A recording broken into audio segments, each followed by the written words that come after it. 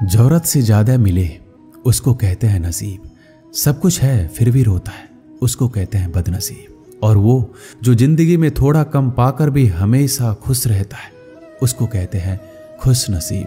किसी को कोई फर्क नहीं पड़ता कि आप किन हालातों में जी रहे हो, आपको खुद से अपने हालात बदलने होंगे। लोग कहते हैं कि समय के साथ दर्द कम हो जाता है, लेकिन सच तो यह है कि इंसान को उस दर्द को सहने की आदत हो जाती है। तुम बस अपने आप से मत हारना, फिर तुम्हें कोई भी हरा नहीं सकता।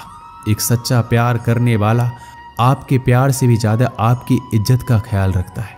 कुछ लोग धोखा देकर भी खुद को गलत नहीं मानते, और कुछ लोग धोखा खाकर भी खुद को गलत ही मानते हैं। सबके सिकवे मिटाने का ठेका मत लो, क्योंकि वो तो कभी खत्म होने वाले नहीं है। जिसमें गलत को गलत कहने की हिम्मत नहीं है वो तो खुद भी गलत है। निराशा में ही आशा की किरण है, कृष्णा मेरे साथ है, इस बात का हर पल मुझे स्मरण है। क्या पाया क्या गवाया, सुख समृद्धि और संतुष्टि पाया जो कृष्ण के दर पर आया। किस्मत का वो राजा जिसने श्री कृष्णा का आशीर्वाद पाया। श्री कृष्ण कहते हैं आपकी सबसे बड़ी जिम्मेदारी ये है कि आप खुद को हमेशा खुश रखो। थोड़ा झुकने से अगर रिश्ता टूटने से बचता है तो झुकना बेहतर है, क्योंकि अकड़ तो सब में होती है, लेकिन झुकता वही है जिसे रिश्ते की फिक्र होती है। कसूर तो बहुत किए जिंदगी में, पर जहां सजा मिली वहां हम बेकसूर थे। आजकल धोखा भी लोग बड़े धोखे से देते हैं, इधर प्यार जताते हैं और दिल कहीं और लगाते हैं। अगर आप वक्त की कदर करना सीख गए तो समझ लेना अपने जीवन की आधी मुश्किलों को समाप्त कर लिया। हार से मत घबराओ, क्योंकि जो सब कुछ हार जाता है उसके पास जीतने के अलावा कुछ बचता ही नहीं।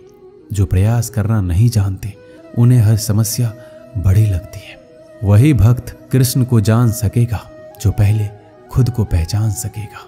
चल रहा हूं धूप में, कृष्णा तेरा ही सहारा है, शरण में तेरी सच्ची, बाकी तो मोह माया है। एक समय की बात है, एक राज्य में एक प्रतापी राजा राज करता था। एक दिन उसके दरबार में एक विदेशी आगंतुक आया। उसने राजा को एक सुंदर पत्थर उपहार स्वरूप प्रदान किया। राजा वो पत्थर देखकर प्रसन्न हुआ। उसने उस पत्थर से भगवान विष्णु की प्रतिमा का निर्माण कर उसे राज्य के मंदिर में स्थापित करने का निर्णय लिया, और प्रतिमा निर्माण का कार्य राज्य के महामंत्री को सौंप दिया। महामंत्री गांव के सर्वश्रेष्ठ मूर्तिकार के पास गया और पत्थर देते हुए बोला, महाराज, मंदिर में भगवान विष्णु की प्रतिमा स्थापित करना चाहते हैं। 7 दिवस के भीतर इस पत्थर से भगवान विष्णु की प्रतिमा तैयार कर राजमहल पहुंचा देना। इसके लिए तुम्हें 50 स्वर्ण मुद्राएं दी जाएगी। 50 स्वर्ण मुद्राओं की बात सुनकर मूर्तिकार खुश हो गया, और महामंत्री के जाने के उपरांत प्रतिमा का निर्माण कार्य प्रारंभ करने के उद्देश्य से अपने औजार निकाल लिए। अपने औजारों से उसने एक हथौड़ा लिया और पत्थर तोड़ने के लिए उस पर हथौड़े से वार करने लगा, किंतु पत्थर जस का तस रहा। मूर्तिकार ने हथौड़े के कई वार पत्थर पर किए, किंतु पत्थर नहीं टूटा। 50 बार प्रयास करने के उपरांत मूर्तिकार ने अंतिम बार प्रयास करने के उद्देश्य से हथौड़ा उठाया, किंतु यह सोचकर हथौड़े पर प्रहार करने के पूर्व भी उसने अपने हाथ खींच लिए कि जब 50 बार वार करने से पत्थर नहीं टूटा तो अब क्या टूटेगा। वह पत्थर लेकर महामंत्री के पास गया और उसे ये कहकर वापस कर आया कि इस पत्थर को तोड़ना नामुमकिन है, इसलिए इससे भगवान विष्णु की प्रतिमा नहीं बन सकती। महामंत्री को राजा का आदेश हर स्थिति में पूर्ण करना था, इसलिए उसने भगवान विष्णु की प्रतिमा निर्मित करने का कार्य गांव के एक साधारण से मूर्तिकार को सौंप दिया। पत्थर लेकर मूर्तिकार ने महामंत्री के सामने ही उस पर हथौड़े से प्रहार किया और वह पत्थर एक ही बार में टूट गया। पत्थर टूटने के बाद मूर्तिकार प्रतिमा बनाने में जुट गया। इधर महामंत्री सोचने लगा, काश पहले मूर्तिकार ने एक अंतिम प्रयास और किया होता तो सफल हो गया होता और 50 स्वर्ण मुद्राओं का हकदार बनता। इस कहानी से हमें यही सीख मिलती है कि हम भी अपने जीवन में ऐसे परिस्थितियों से दो चार होते रहते हैं।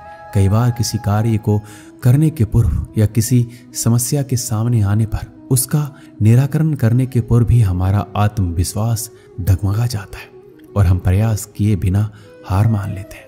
कई बार हमें 1-2 प्रयास में असफलता मिलने पर आगे प्रयास करना छोड़ देते हैं, जबकि हो सकता है कुछ प्रयास और करने पर कार्य पूर्ण हो जाता या समस्या का समाधान हो जाता।